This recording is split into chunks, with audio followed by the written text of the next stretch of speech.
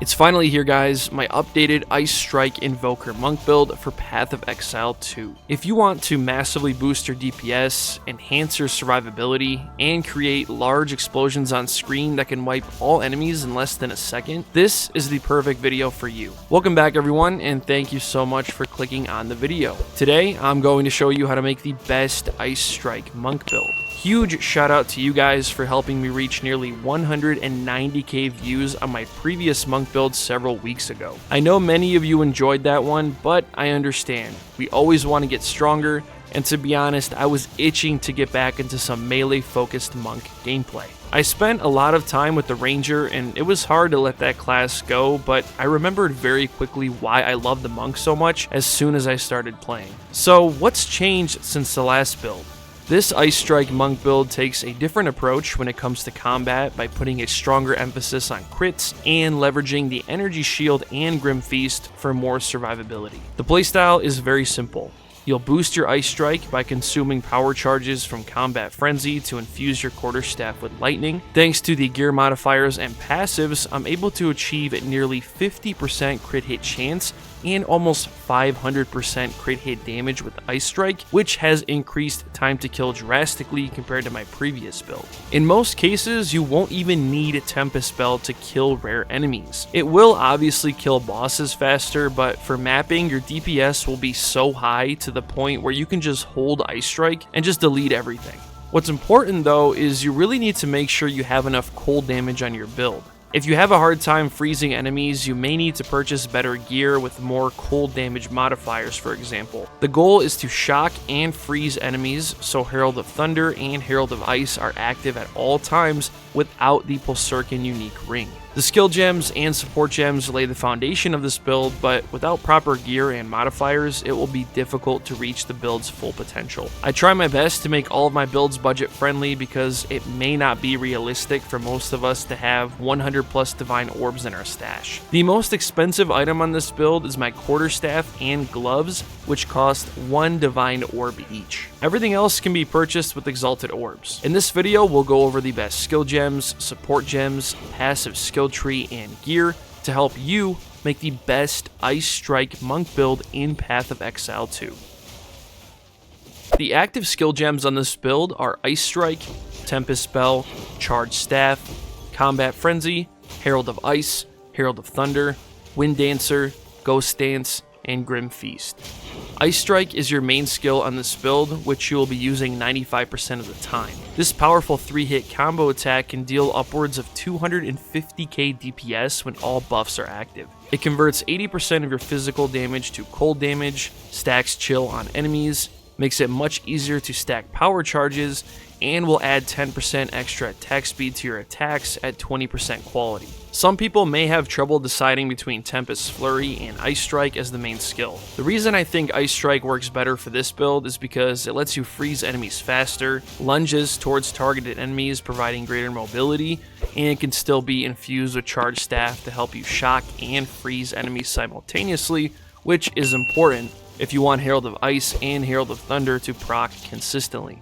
Tempest Spell is your boss destroyer as always. This skill drops a resonating bell on the ground that deals AoE damage to enemies when you strike it. This skill can be enhanced with support gems like Font of Rage, which creates an aura around you, stacking your damage up to 30% for each hit on the bell, and even Close Combat, which increases your attack damage to all enemies within 1 meter. For boss fights, your main goal will be to activate Charged Staff, freeze the boss with Ice Strike, drop the bell, and strike it. You'll see just how quickly the boss's health bar will disappear.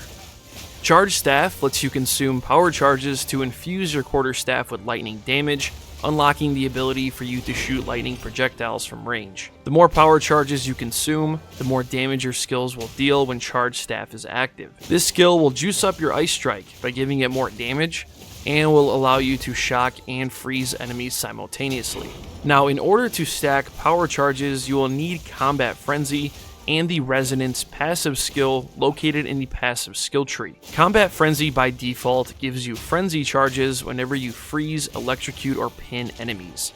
Since frenzy charges are useless for the monk, you want to unlock the Resonance passive skill, which will allow you to gain power charges when you freeze enemies instead of frenzy charges. This is very important if you want this build to work, so make sure you have both activated before you start using the build. Herald of Ice is a spirit skill that causes all frozen enemies to shatter when hit, causing an AoE explosion which deals damage to surrounding enemies. This is why cold damage and freeze buildup is so important. Without enough of it, you won't freeze enemies quick enough, which means Herald of Ice will never be active. Herald of Thunder releases lightning bolts from the sky that target all surrounding enemies whenever you kill shocked enemies. Since you'll be shocking and freezing enemies at the same time, both heralds will be active at all times. To maximize the efficiency of both heralds, you'll infuse Herald of Ice with lightning support gems and Herald of Thunder with cold support gems to help you explode all mobs on screen. This will allow the AoE explosions from Herald of Ice to shock enemies, and the lightning bolts from Herald of Thunder to freeze them, causing a chain reaction on screen, helping you clear mobs with one Ice Strike attack. Wind Dancer is your first defensive buff. This skill stacks up to 4 times at max quality, providing up to 80% extra evasion, which stays active until you are hit with a melee attack. To enhance this skill even further, you'll use support gems like Blind, Maim, and Culling Strike, which will debuff enemies who manage to attack you. The second defensive buff on this build is Ghost Dance. This skill allows you to gain Ghost Shrouds, which are consumed every time you are hit, allowing you to recover some energy shield based on your evasion. I have to be honest, this skill isn't a must-have since you're sacrificing some evasion on this build to deal more damage, but it's still an added layer of protection. The most important defensive buff on this build, however, is Grim Feast. This skill feeds on corpses to bolster your energy shield. While active, enemies that die in your presence will drop Grim Remnants. Picking up a Grim Remnant grants you energy shield and can overflow your shield up to double its normal maximum. Since this build has 2000 energy shield, you can stack up to 4000 energy shield and maintain it as long as you play aggressive and constantly pick up remnants from the ground. The struggle you may run into when trying to use this skill is the intelligence requirement. A level 17 Grim Feast, for example, will require 170 intelligence to activate, which can be tough to achieve with the monk. I would suggest just using whichever level Grim Feast you can at your current amount of intelligence on the build. Higher tier spirit gems will reward you with more energy shield per remnant, but lower tier gems will still be efficient enough since you'll be killing enemies quickly anyways. I have 5 support gems for Ice Strike, and you can see I'm at about 100k base DPS without any buffs or gems activated. Ice Bite adds 35% cold damage to your attacks for 3 seconds whenever you freeze enemies. Martial Tempo increases attack speed by 25%. Heft increases physical damage by 30%. Primal Armament adds 25% elemental damage. And Concentrated Effect adds 40% more area damage while sacrificing 50% AoE with Ice Strike, which isn't a big deal at all. The trade-off is well worth the DPS increase. Since Tempest Spell is your boss destroyer, you want to use support gems that are going to give you high burst damage whenever you strike your bell. Close Combat increases your damage by 25% whenever you are within 1 meter of a boss, which is all the time since you'll be dropping the bell right on top of them anyways. Tempest Spell can sometimes eat up your mana pretty fast, so it's a good idea to use Font of Mana, which creates an aura around you when Tempest Spell is active, increasing your mana regen rate by 40%. Heavy Swing increases your physical damage by 35% at the cost of 10% attack speed, and Font of Rage allows you to gain 2 rage per second when you're striking the bell. For every 2 rage, you gain 2% damage, which means after 15 seconds, you'll reach 30% extra damage, which is the maximum. Charge Staff is going to help you shock enemies with Ice Strike. Persistence increases skill duration by 40%, allowing Charge Staff to be active for a longer period of time. Conduction increases shock chance by 100%. Overcharge increases the magnitude of your shock by 75%. And Perpetual Charge applies a 35% chance for you to not consume power charges, but still count as consuming them, meaning you'll get the damage buff even though you didn't consume a charge. Combat Frenzy will give you power charges when you freeze enemies, and the best way to enhance the spirit skill is to add the Perfusion support gem, which applies a 50% chance for you to gain an additional charge each time. This will allow you to reach max charges faster and will help you maintain charges consistently. Like I mentioned earlier, Herald of Ice is going to be infused with lightning support gems to help you shock enemies when explosions occur. Magnified Effect increases the AoE of your explosions by 40%. Lightning Infusion adds 25% lightning damage. Innervate adds 35% more lightning damage for 3 seconds when you kill shocked enemies. And Lightning Exposure decreases enemy resistances to lightning, making them more prone to being shocked. For Herald of Thunder, the same principle is going to apply. You'll infuse Herald of Thunder with cold support gems so your lightning bolts can chill and freeze enemies. Ambush increases crit hit chance by 100% against enemies who are on full life. Long Shot lets you deal 35% more damage to enemies who are further than 7 meters away, which is great for targeting mobs off screen.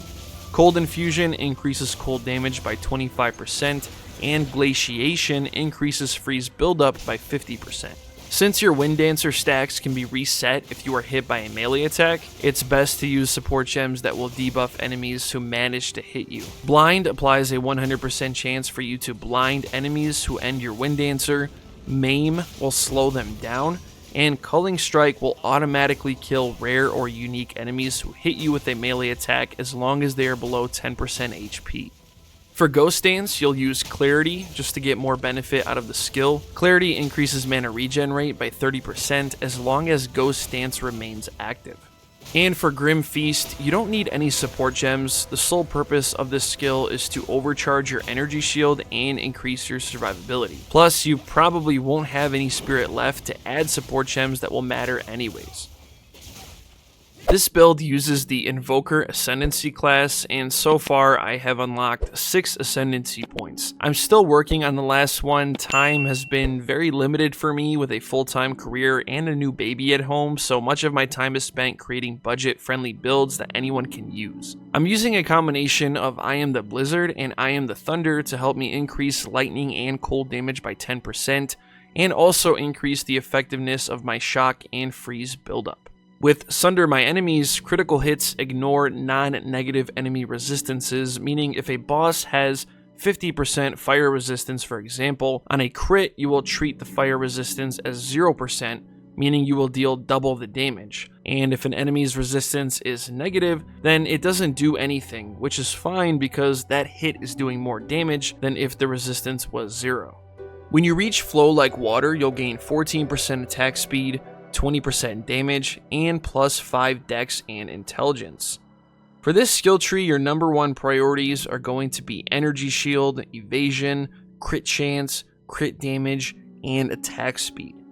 Mindful Awareness is a skill you can grab early, which increases your evasion rating and energy shield by 24%. The reason why energy shield is so important is because it's your main source of life. Later in this skill tree, we'll go over a passive that lowers your HP to 1, but makes you completely immune to chaos damage. This is why the more energy shield you have, the higher your chances are of surviving. Crashing Wave increases attack damage by 36% if you've dealt a crit in the last 8 seconds. This build has about 45% crit hit chance and almost 500% crit hit damage, which means this damage buff will stay active at all times. Since crits play such an important role for your damage output, I recommend grabbing Moment of Truth, which increases crit chance by 20% and crit damage by 25% if you've dealt a non-crit recently. If we move up a bit, there's a series of nodes and passives you need to grab here if you want to maximize your crits and increase your energy shield capacity. Critical Exploit increases crit hit chance by 20%, and all of these nodes to the left here, including Melding and Insightfulness, are recommended since collectively it increases your max energy shield by over 100%. If we backtrack and head upwards, you'll see Killer Instinct and Tenfold attacks. Killer Instinct increases your attack damage by 30% when you're on full life and 50% when on low life. Tenfold attacks will give you a 10% attack speed bonus whenever you are hit, which will come in handy if you get overwhelmed.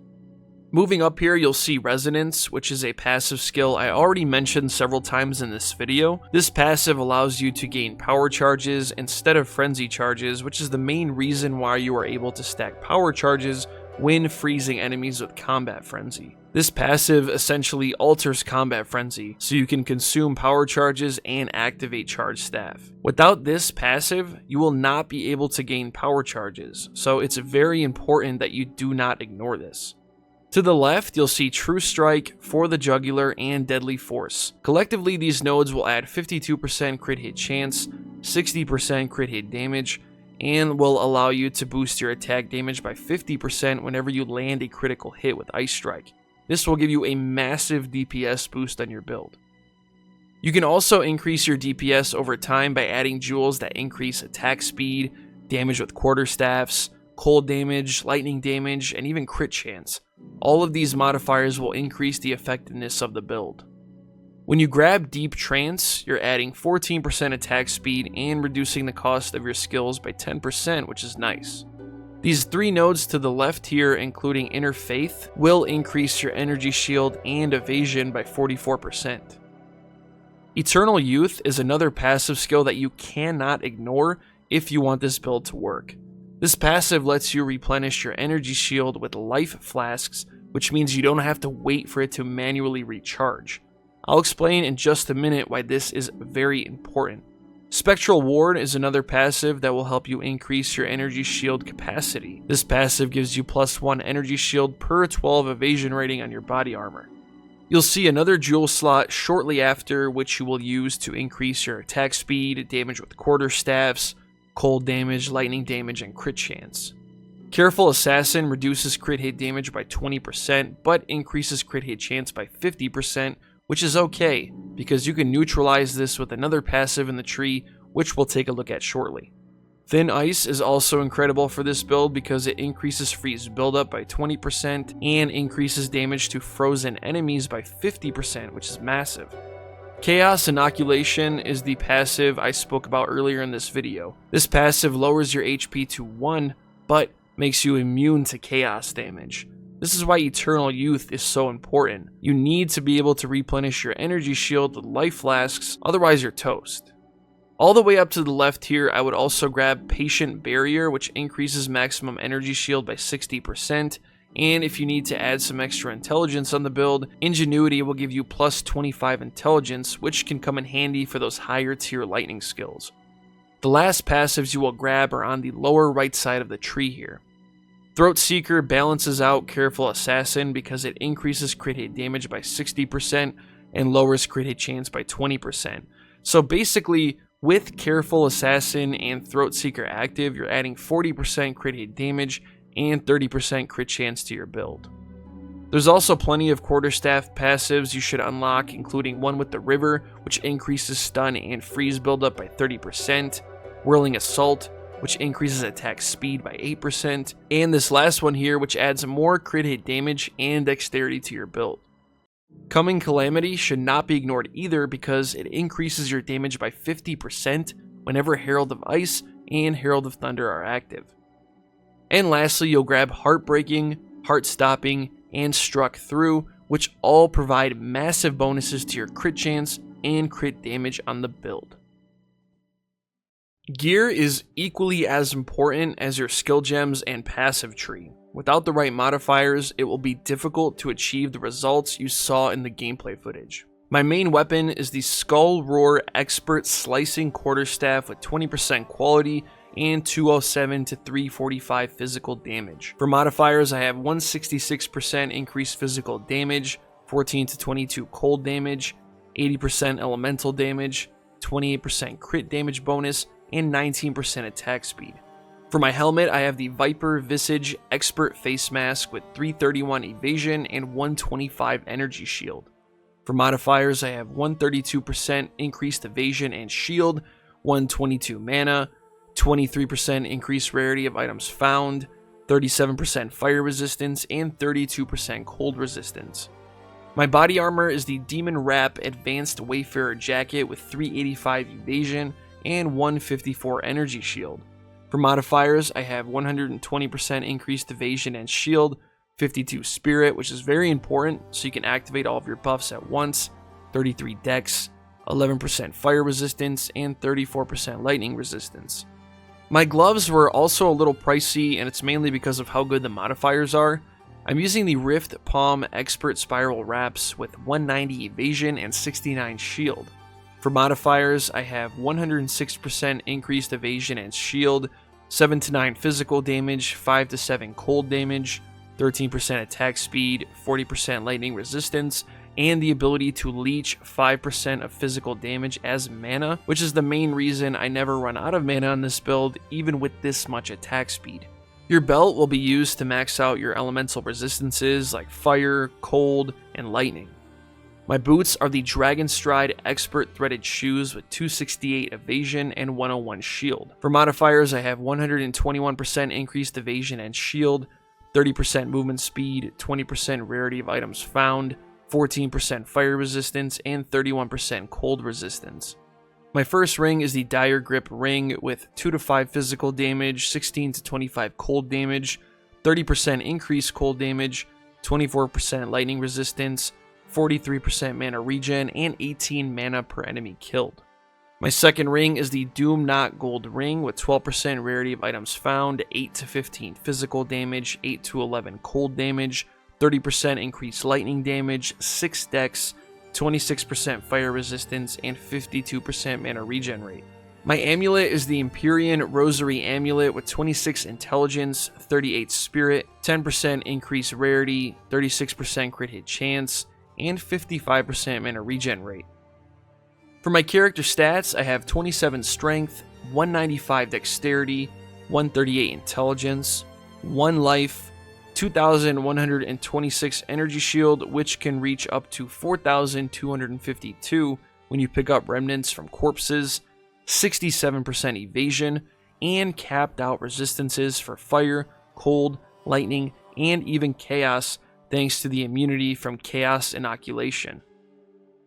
Thank you all so much for watching this video and sticking around until the end. This build is a pretty drastic upgrade compared to my previous one, so if you want to feel stronger and increase your time to kill, use this video to guide you. Crits work wonders on the monk, and it's very easy to obtain a high amount of crit chance and crit damage just from the passive tree alone. So even if you don't have the best gear, you can still deal a lot of damage. If you want a really powerful Deadeye Ranger build, I just uploaded one several days ago with a similar playstyle to this monk. It isn't focused on crits, but the damage and AoE potential is insane. I'll put a link at the top of the screen right now for those who are interested. If you enjoyed this video, a thumbs up would be greatly appreciated. It helps the channel grow, and it will recommend the video to more people. If you want to see more Path of Exile 2 builds coming soon, don't forget to subscribe and turn on those bell notifications. Thanks for watching, everyone.